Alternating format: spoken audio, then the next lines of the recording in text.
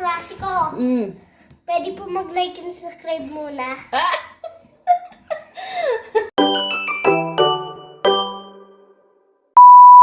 Hello guys! For today's vlog, so yun nga, si Zainab nangungulit sa akin at gusto niya raw maghugas ng plato. Gusto mo nga guys yung hugas eh.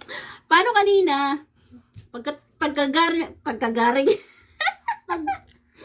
Pagkagaling namin sa school, naglakad na lang kami dahil nga wala yung tricycle naming si Rigor. Siguro. Yung pangalan ng tricycle namin si Rigor, oh, 'di ba? May mga pangalan yung mga gamit namin. So yun nga, naglakad-lakad kami ni Zainab. Pagka-uwi namin, nagugutom na kami, kumain na agad kami at ang ulam namin, meatloaf na nilagyan ng itlog, tapos prinato namin, tapos yung pinag-anuhan ng meatloaf, yung kunting itlog, in-scramble ko lang siyang gano'n, kasi yun nga ang paboritong ulam ni Zainab, tapos isang ligong sardinas na kulay pula, kasi nga, mas gusto naming ulam yun dahil maparas-paras din nagagamit ng sili. Yes, sir!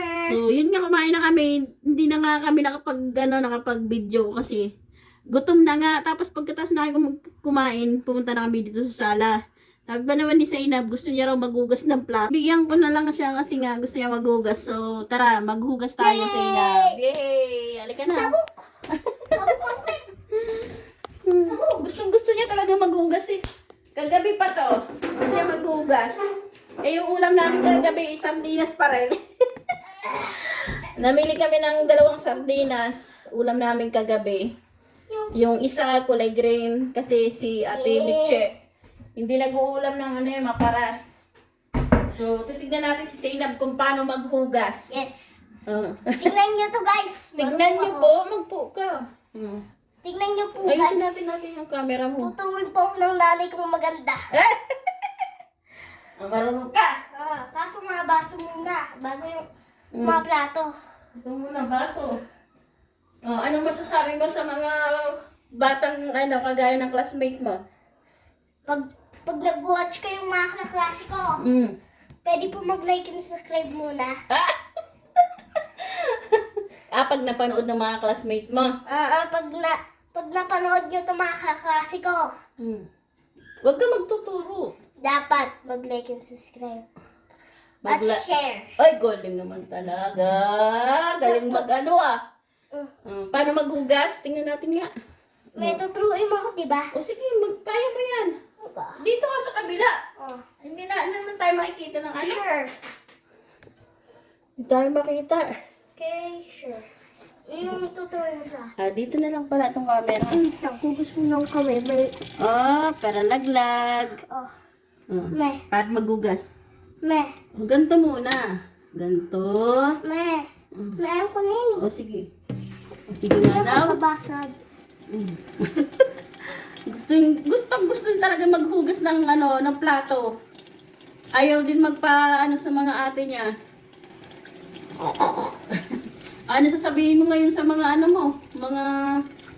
mga batang kagaya mo, kasing edad mo? Guys, pag naghugas dapat hawakan nyo lang muna yung baso. Pag di hinawak, mababasag. Sabihin mo sa mga kasing edad mong bata.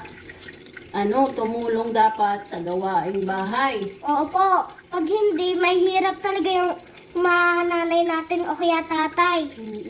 Nagwo-work sila ng hard para hindi para happy family na agad. Para may pambiling food. Ganyan guys. Paano ba maghugas? Kaya ganito muna. Tapos pabiyaan muna yan. Lagyan muna dito. Ganun ba yun? O, sa kutsara, paano? Dapat ganito. Yan. Ay, galing talaga maghugas ng anak ko. Kagaya pag hinuhugas, tubig lang. Yun yun. Sayang yung tubig mo. Dapat muna, ganyan. Sige. Hindi ko naalala yun. Yan. Tapos, ilalagay. Yan, papabayaan ka ba? Ha? Papabayaan muna, diba?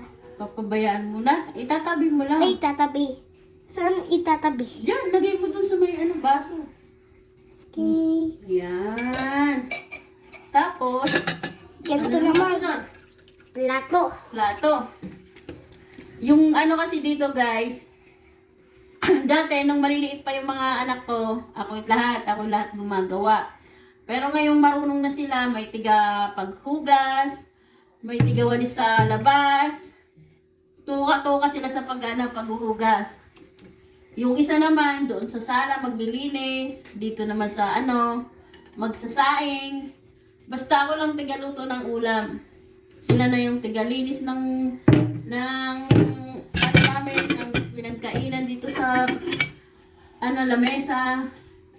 Tapos may tuka-tuka sa paghugas ng plato. Halimbawa, ngayong tanghalian, si Ate Michelle. Tapos hapunan naman, si Ate Julie. Ngayon, Yan, si Sinab. marunong na maghugas si Zainab. Di tatlo na kayo maghuhugas nila ate. Na. At ilalagay mo na dito. Galing naman ang anak ko. At kutsara naman ulit. Galing naman. Dapat talaga sa ganito guys, unti-unti nating tuturuan yung mga anak natin sa gawaing bahay kasi para din naman sa kanila yun. At naghihirap talaga yung nanay ko para lumuto ng pangkain eh. Para sa best na pangkain na gusto ko, pati din itlog. Itlog? Pati niya, ganyan eh. Paborito niya ang ulam guys, itlog. At pati din bitlop. Kaso hindi lang yung matamis na bitlop ha. Palibasa kasi guys, hindi kami mahilig talaga sa masarap na ulam kasi wala kang pambili. Minsan po guys, Kaya, pinakamasarap kay Sinab, gusto niya laging ulam, itlog, tsaka yung meatloaf, tapos yung sardinas, ituturta sa itlog. Mas marami siyang nakakain sa ganun guys, kaysa yung mga karne, halimbawa, manok. ayaw ko po, umaman ko na hindi crunchy eh. Yun ang ayaw niyang ulam, o kaya pork, hindi siya mahilig doon. Pero ang ihain mo sa kanya, itlog, ay nako, taob, ang kaldero. Madami siyang nakakain kapag gano'n yung mga ulam. Kakain din naman siya ng kaunting karne. O pag prito siya. Kaya lang hindi rin yung laman ng karne. Kailangan yung pinaka-crunchy lang siya. Yung harina din, yun lang ang niya, yung malutong. Yun lang kakainin niya. Malapit ka na matapos. Kailangan Banlaw naman. manlaw. Watch and learn. Opo. Ano gugawa mo eh? Banlaw mo na. Banlaw ka na. Yan. Yung baso muna. Para may paglagyan ka ng ng pinaghugasan mo. Mama, kutsara muna. Baso muna. Kami nalagay yung kutsara kapag hindi mo nahugahin yung baso. Basong kulit muna. Ang lamig. Lagay mo muna dun yung sa kutsara yung plato. Ilagay mo muna yung kutsara dito. Tapos hugasan mo na mabuti. Kailangan huwag makamoy sabon dyan. Magagalit si ate kapag amoy sabon pa. Uy, wala, may patulog pa. Ayaw niya magpapigil eh. Gusto niya maghugas. Nung isang araw niya pa sinasabi yan na gusto niya maghugas. Siguro kasi nakikita niya sa mga ate niya na naghuhugas. Minsan naman kapag nagluluto ako dito, nangungulit. Gusto niya rin lang magluto. Okay na? Meron pa. Meron pa? Meron pa. Teka lang muna, papakita ko muna sa guys yung ulam natin. Ito yung ulam namin kanina, habang naghuhugas si Zainab, pakita ko sa inyo. May natira pang 2 pirasong sardinas. Pang mamaya to, merienda namin. Lagyan lang to ng asin. Tapos, o kaya kalamansi. May merienda na kami. Ayun o, nakikita kay. Gusto yung Tapos may natira pa kami dito meatloaf para kay Zainab to mamaya. Ganun lang, tipid-tipid lang. Sanay naman kami kumain sa ganyang sanay kami mag-ulam sa ganyan. Mas gusto pa namin yung ganyang ulam. Kaysa yung malapit na? Maayos kaya yan. Sige. Amoy ko muna pala. Aamuyin niya rin muna. Dahan-dahan. Pag malinis na doon mo ilagay. Saan lagayan natin ng... Mami. Banlawan mo pa kunti. Sige, iban lang mo. Tulugin ko muna para natin ano. Hindi, pamagod na. Dapat atusan. Saan? Yung mga anak natin, turuan natin sa mga gantong gawaing bahay kasi syempre hindi naman sila laging bata. Ay, pwede na. Galing oh. Lagay mo na dun. Doon sa lagay ng plato. Dahan-dahan. Doon sa may lagay natin ah. Hindi naman lagi silang bata. Kailangan natin turuan sila para kapag lumabas sila sa bahay natin, may alam silang Lagay ko lang dito. doon muna. Hindi pwede doon. Kasi basa pa yan. Kailangan taob muna. Ganito. Yan na lang. Oh. Baka mabasag yun ha. Hindi yan. Kung mabasag yan, yari kayo sa akin. Ay! Okay lang yan. Okay lang ba? Opo. Baka hindi. May lagay ko. Ito yung lalagay. Sige, ako naman na. Sige. Ako na magbabanlaw yan. Ikaw na. Para abot. Kalagay dito. Dito nga muna. Oh! Yeah! Balik mo yung Ano? yung bangko na pinagtungtungan mo. When ano magbabalis? Yan, ganyan dapat. Babalik yung bangko, yung pinaggamitan. Nanganguti naman ilong ko tuloy. Nangamutin yung ilong mo. Okay lang. Kasi umawa ka ng sabon eh. Pareho kasi sa'yo eh. At least linis agad. Galing ah. Ano gagawin mo? Bukas muna ng magbawis muna. Kung alam niya yung dapat gawin, di ba guys? Sige. Nakikita niya kasi sa mga ate niya eh, kung ano yung ginagawa eh. Pagkatapos magbugas, magwawalis ng Ito na guys. Uy! Dito na yung walis. Uy! Bulong naman ang anak ko ah. Sige, walisan mo. Baka walang malanggam na punta dito. Minsan yung malanggam dito pupunta ang dami. Sige, ayusin mo yung walis. Nanalo na kami. Kaso, pag dun pa ulit, may isang taong army. Yan ata yung army na yun. Dami Dito ata. ko, ayun mo. Maraming Kanin-kanin. Yan. Sanay na sanay magwalis na. Ayan ah. Naka-happy ako dito pag binuha ko talaga. Happy daw siya kapag naggagawa siya ng ganyan. Oo, dito din talaga pag bunso. Ay, galing ah. Mas happy raw siya pag tumutulong daw sa gawaing gawaing bahay. Alam niya. Minsan tamad lang ako guys kasi gusto ko lang kasi mag-cellphone Pag minsan ah. minsan lang. Ay, masasabi mo sa mga batang manonood sa'yo? Dapat guys, pag magtutulong kayo ng gawaing bahay kasi pwede mo pag ganyan. Kasi pag hindi, dapat magtulong kayo para hindi mahirap yung mga pamilya nyo magawa sa mga gawaing bahay. Uy, gulo mo. Ilang taong ka na raw ba? Magpalapit na sa 7, kaya nga 6 pa lang ako eh. Malapit na raw siya mag-7. Magsi-7 siya guys sa August 2020, 24. 2024. 2024. Buti hindi ko sinabi 2026. Kasi 2026. Tapos na? Lock mo maayos yan. Ayan. Lock na yan? Anak na. Diba? Ang galing niya guys. Sanay na sanay sa mga tayo mo na yan. Tara. Malinis na. Ang aming maliit na kusina. Ganyan lang yan. Pero malinis ang aming kusina. Kaso hindi pa sa ilalim ng mga bangko. Ay, di mo pa nawalisan? Maraming nagtataka guys. Ayun, ito yung labas namin. Ayan ang labas namin. Parang nasa hulo. Ayan. Pero guys, maraming nagtataka kasi nga, bakit daw yung bahay namin pag nakita sa labas, parang daw, hindi sila makapaniwala. Pagdating sa loob, maganda yung namin, bahay. Pero pagdating daw sa labas, bakit parang pangit daw? Tignan muna natin tong natin. Uy, sipag naman talaga ng anak ko. Yan nga Ayan. talaga pagsipag, mabilis. Uy, dali, anuhin mo. Bilisan mo yung walis mo. Bakit? At pupuntahan pa natin si Lucky. Sige, puntahan mo na sa laki. Wakulis muna ako dito. Sige. Alam niyo ba guys, yung sinasabi ko sa inyong si Lucky, binigay na binigay na namin sila doon, binigay na namin siya doon sa taas.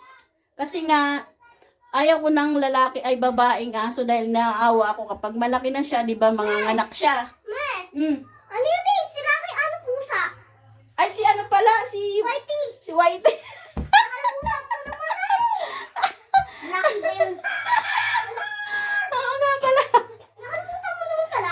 Ano? Binigay ko na yun si Whitey doon sa taas. Kasi nga ayaw ko ng babaeng aso kasi naaawa ko sa kanya pag malaki na tapos mga anak. Naaawa ko sa kanya ganun na dahil namamayat. Kaya yung aso naming yung tuta, pinamigay namin doon sa taas. Pero kanina ibinalik kasi nga naninira siya ng sapatos. Nung isang araw daw sapatos yung sinira. Oh, may Tapos chinelas. kanina naman daw, tsinelas yung sinira. Aba, Pero guys, nagtataka ako nung nandito naman siya sa amin, hindi naman siya naninira. Tapos ngayon tapos pinauwi siya kanina, dala-dala yung pagkain, yung dog food. Dog food pa yung binigay sa kanya nung pinagbigyan namin sa kanya. Dog food yung pinapakain.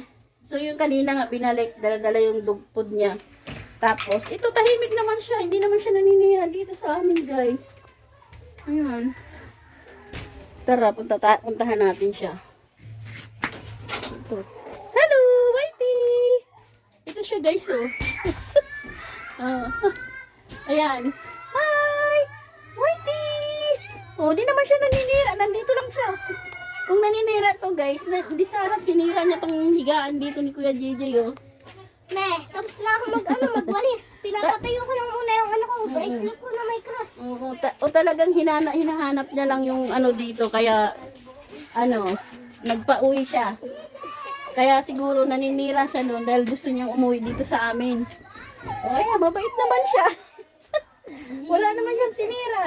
Kaya ganyan siya, oh. Oh. Ang bait niya. Tapos andito yung pagkain niya. Nasaan yung pagkain niya? Ay, baka nalagay ni Papa. Ayun na, lalabas siya. Wait. Hindi kasi siya pwede doon sa labas. Oo, kasi baka mawala po siya. Mawawala siya. Kanina po kasi guys, nawala Sarado siya. mo, anak ko. Sarado mo. Ay, wala, hindi mo naman sinabi pa kanina pa. Ay, ipit yung Naipit. Tapang ko Ayan, guys. natutuwa siya. At siya, ito guys, yung pinaghigaan niya, sanay siya dito dahil tumatabi siya kay Kuya JJ dito sa higaan na to. Ito nga pala yung higaan ni Kuya JJ. At parang kulungan Ayan. ata to eh. Ayan. Ito yung pinaka-kusina dati namin. Nope. Ginawa ni Kuya JJ. Dito na lang daw siya. Dahil, tara, doon tayo, dali. Me, tapos na ako magwalis kanina pa. Oo, dali. Sarahan natin siya, dali. Oo. Diyan ka lang. Una yan, baka maipit. Parang din gusto niya palagi maglabas. Makulit kasi yan. Gusto niya At gusto niyang pumunta doon sa dulo kahit sino yung amo niya. Sumasama siya. Yan. Dati guys, dito siya natutulog si Kuya JJ. Dito magkakatabi sila. oh, dito na yung Ayan. nila eh. At Ito, kay Ate Michi to. Higaan ni Ate Michi. Yan. Dito naman si Ate Julie. Ito yung higaan niya. Tapos dito siya natutulog guys. Sa baba. kawawa naman si Kuya Tapos- JJ. Tapos may may pum siya dito. Kaya lang sinabi niya, gusto niya raw doon sa sa labas, doon na lang daw siya matutulog. Siyempre, may kabantay na. Oo, kasi maaga siya nagigising, naiya sa dalawang kapatid niya. Punta muna sa mga guys, nagyari kanina, nung lumalabas ka at may multo agad. May multo? Yung nagsabi. Ay, oo nga. Tutong na yun eh, akala mo. So yun nga guys, naniniwala ba kayo sa sa multo? Hardwork ko din. Tabi-tabi po, hindi ko po kayo tinitisabay. Naniniwala ba kayo guys sa So, muna? Hanggang dito na lang muna tong guys kasi mahaba na yung video namin. So, paalam muna tayo, bunso. Kaya nga mga guys, like and subscribe din to our videos. At pag gusto nyo po mga videos, mag-like and subscribe na kayo para makita nyo na lang yung next videos. Oo. Kaya nga, bye-bye! Bye-bye!